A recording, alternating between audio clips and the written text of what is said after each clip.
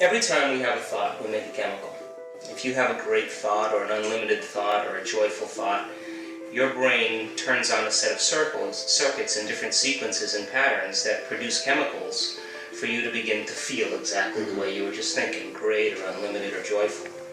Now, the moment we begin to feel the way we think, because the brain is in constant communication with the body, we begin to think the way we feel. Right. And that cycle of thinking and feeling and feeling and thinking creates what I call a state of being. And as an example, if you have a negative thought, you're going to activate a set of circuits that are going to make you feel negative. The moment you begin to feel negative, those feelings are going to drive your very thoughts for you to think more negative thoughts. And this cycle of thinking and feeling and feeling and thinking creates a state of being where the person says, I am negative. Okay. Whenever we say I am anything, we're saying the mind and body are working together. My thoughts and feelings are aligned to a concept. Now, some people do this for 10 or 20 or 30 years, unconsciously. And this cycle that goes on, the redundancy of thinking and feeling and feeling and thinking over time, conditions the body to memorize that emotion better than the conscious mind. Whenever the body knows better than the mind, that's called a habit. A habit is when the body is the mind. So, by the time we're 35 years old, 95% of who we are sits in a subconscious program in which the body has become the mind. So the person may consciously want to change with the 5% of their conscious mind, and they want to think positively, but they've memorized negativity. So we have mind and body working in opposition to change. To truly change is to think greater than how we feel, to think greater than the body. And that takes an act of will. So if you think about it, the 95% of those behaviors that we memorize become automatic programs that define our emotional reactions, our memorized behaviors, our attitudes, our perceptions and beliefs. And so people say, well, what does that mean? If you can't consciously remember a phone number, but you can pick up the receiver and dial the number, right, your body's practiced it so many times that it actually knows better than your brain. That's where 95% of who we are exists. So to change then is to get into the operating system of the subconscious and begin to reprogram it so that we can reemerge as a new identity or a new personality. So the psychological model tells us that the personality by the time we're 35 years old is a set of memorized behaviors that pretty much become unchangeable. But the latest research in neuroscience tells us we can absolutely change at any age. At any age. At any age.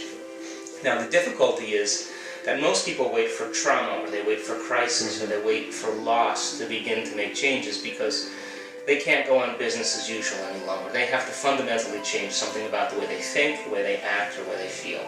Your personality is made up of how you think, you act, and feel. So when we usually reach crisis and we're knocked off our emotional center, that's when the person gets serious about change. And I think my message primarily is, why wait for crisis? Why not begin to see yourself as a work in progress and actually begin to make measurable changes before the crisis, before the trauma, to begin to learn and grow in a state of joy and inspiration instead of changing and growing in a state of pain and suffering. And so our personality creates our personal reality. So the present reality that most people are living in today are created by the present personality that they're presenting themselves as. Which means if you want to create a new personal reality, you have to fundamentally change something about your personality. You have to become somebody else.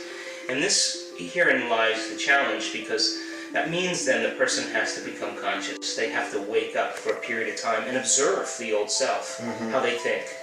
Observe their unconscious behaviors and make them conscious. Observe the emotions that they romance and begin to realize that, on a very practical level, those emotions aren't serving them. So the process of change requires unlearning and relearning. It requires losing one mind or losing your mind and creating a new one.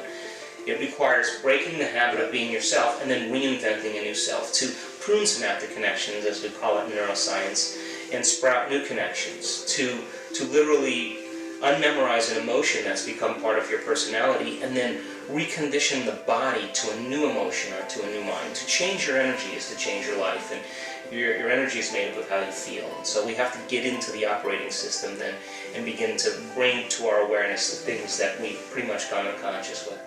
For most men, the male brain is wired for intention. Okay. Men, if you look at functional imagery of men resolving a problem, They have a very specific signature in their brain. They are very single-minded. They're very focused. They're very activity-driven. They're very methodical. They like to analyze. And because they have this intentional way about them, once they get clear on an image, an intention is just getting clear on what you want, Right. they act on it. And for the most part, they really immediately get their behavior to match their intention. And that's kind of a beautiful model in the process of creation. However, that's only one element of creation. The thought processes, the intellect, the theory, the analytical thinking is only one part. Now, if you see a functional image of a man resolving a problem and you start giving them solutions to the problem, you would think that it would change the functional scan. Okay. And for the most part, it never does. The man is still thinking the same way, very single-minded.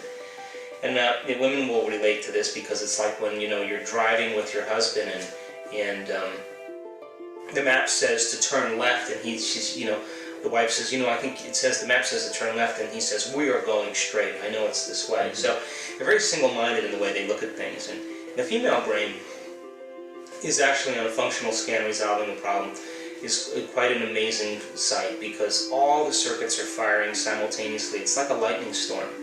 And the reason that this is because when women in antiquity were in a community, they took care of the young and the old. And so when men were hunters and they got single-minded and they wanted to provide, they were single-minded in their actions. For result. That's right, result. The females were more into tend and befriend, to nurture. So they would, when they made a decision, they always considered the community. They always considered the whole. They took care of the young and the old. And what they would do is they would look at all experiences in their mind, all potential realities, and at the end product of an experience is called an emotion. And so they would get in touch with how that experience would feel. Right. And then they would pick one that felt right for everybody. And because of this, women could actually feel events before they happen. They could actually get in touch with the outcome ahead of the actual experience. That process requires zero intellect. You cannot actually intellectualize because most men would say, well, I haven't experienced the event yet, so how do I know how it feels? And a woman says, well, of course I can feel it because I can get in touch with it. Now, when you resonate with an outcome ahead of the experience, you surrender, literally surrender to a future potential without physical evidence yet. Now, the process of creation requires both elements. It requires both intention, getting clear on what we want, and then surrendering to the feeling ahead of the actual event. And so, if you see a man who's very single-minded and who has his heart open, a very powerful man because he's already resonating emotionally with the future. And by the same means, you see a woman who's taken care of her children and raised a family and knows how to nurture and love and to encourage, and she gets very single-minded and gets very clear on what she wants, a very powerful woman. So I think the thought and the feeling, the intention, and surrender, the mind and emotion are the two elements that create the whole. And I think they represent pretty much, that quality of the quantum field that is both willful and intelligent and loving and nurturing. And those two elements create the whole.